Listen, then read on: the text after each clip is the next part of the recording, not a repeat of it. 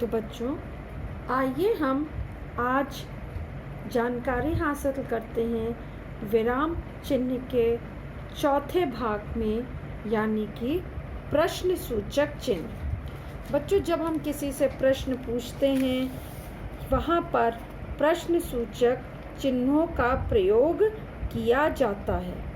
जैसा कि आपको पता है, आप लोग अंग्रेज़ी भाषा में WH वाले शब्दों का प्रयोग प्रश्न सूचक वाक्यों में करते हैं। उसी तरह से हिंदी भाषा में भी का सूचक शब्द होते हैं, जैसे कब, कहाँ, किधर, किसने, किसको, क्यों, क्या। जब इस तरह के वाक्यों में शब्दों का प्रयोग किया जाता है, किसी भी वाक्य में ये का सूचक शब्द आते हैं, तब वहाँ पर प्रश्न सूचक चिन्ह लगाया जाता है। जैसे आप कहाँ काम करते हैं, आप कानपुर में कहाँ रहते हैं, क्या आपने खाना खा लिया, आप कहाँ जा रहे हैं, आप कहाँ से आए हैं, आपको किससे मिलना है, आदि। इस तरह के जब हम प्रश्न सूचक चिन्हों का प्रयोग करते हैं तो वाक्य में हम अंत में क्या लगा देते हैं, प्रश्न सूचक चिन्ह। उसके बाद आता है विस्मयादि सूचक चिन्ह। विस्मयादि सूचक चिन्हों का मतलब होता है बच्चों, जब हमारे मन में किसी के प्रति गुस्सा या प्रेम या शोक माने जब हम दुखी हो जाते हैं, जब हम खुश हो जाते हैं, या हमें किसी भी चीज़ को आश्चर्य में पड़ जाते हैं कि अरे, जब इस तरह के भाव या डर जाने के भाव आते हैं, तब इन चिन्हों का प्रयोग किया जाता है। जैसे हम खुश हो गए, हमने किसी को शाबाशी दी, तो हमने कहा शाबाश, तुमने तो कमाल कर दिया। अब हमने क्या किया, शाबाश के बाद विस्मयादि बोधक चिन्ह लगा दिया, और वाक्य जब हमारा खत्म हो गया तब हमने क्या लगा दिया, पूर्ण विराम। हाय मेरे पेट में बहुत दर्द हो रहा है, बोला हाय मेरे पेट, अब मेरे दर्द हो रहा है, मैं दुखी हूँ, तो हाय के बाद में मैंने क्या लगा दिया, विस्मयादि बोधक चिन्ह। और जब हमारा वाक्य खत्म हो गया तब हमने क्या लगा दिया, पूर्ण विराम। अब हम कहीं घूमने गए, किसी बर्थडे पार्टी में गए और हमें बहुत मज़ा आया, तो हम क्या बोलेंगे, वाह बहुत मज़ा आया पार्टी में, क्या पार्टी थी आज।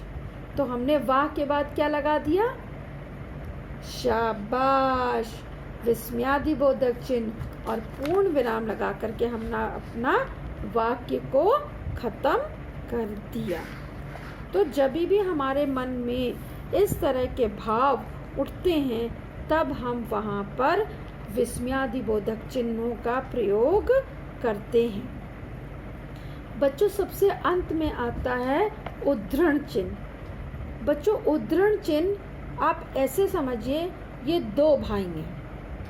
पहला जो है दोहरा उद्धरण चिन्ह कहलाता है और दूसरा कहलाता है इकहरा उद्धरण चिन्ह। दोहरा उद्धरण चिन्ह क्या होता है, दोहरा उद्धरण चिन्ह वह होता है जब हम किसी की कही हुई बात को हम वैसे का वैसे ही उसी के शब्दों में हम जब लिखते हैं, तब वहाँ पर हम दोहरा उद्धरण चिन्ह लगाते हैं। जैसे गांधी जी ने कहा था सदा सत्य बोलो, तो हमने गांधी जी ने कहा था सदा सत्य, जहाँ सदा शुरू हुआ वहाँ पर हमने उद्धरण चिन्ह लगाया, दोहरा उद्धरण चिन्ह शुरू किया।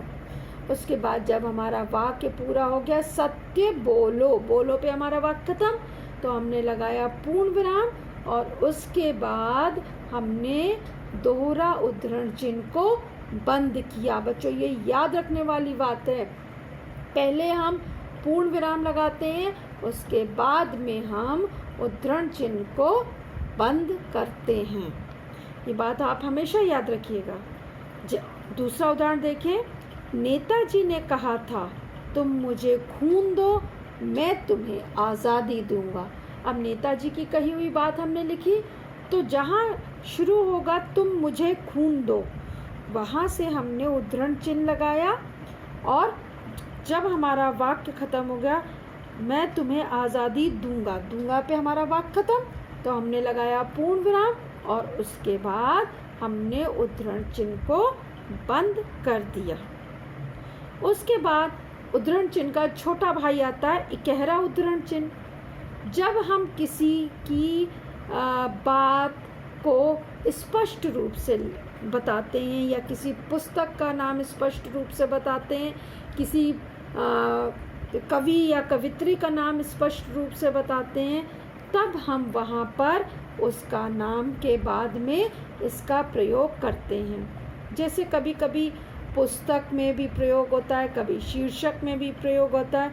जैसा कि आपने अपनी गद्य की पुस्तक माने लिटरेचर की पुस्तक में आपने देखा होगा कि बहुत सारे नामों के बाद सिंगल इन्वर्टेड कॉमा, जिसको आप अंग्रेज़ी भाषा में कहते हैं, उसको हम हिंदी में कहते हैं इकहरा उद्धरण चिन्ह, उसको हम लिखते हैं। जैसे उस तरफ हम पढ़ने वाले का ध्यान आकर्षित करते हैं, ध्यान दिलाते हैं कि इनका उपनाम ये है या ये इनकी विशेष पुस्तक है। तो कवियों के नाम, उनकी पदवी, उनकी पुस्तक आदि के लिए हमें उद्धरण चिन्हों का प्रयोग किया जाता है।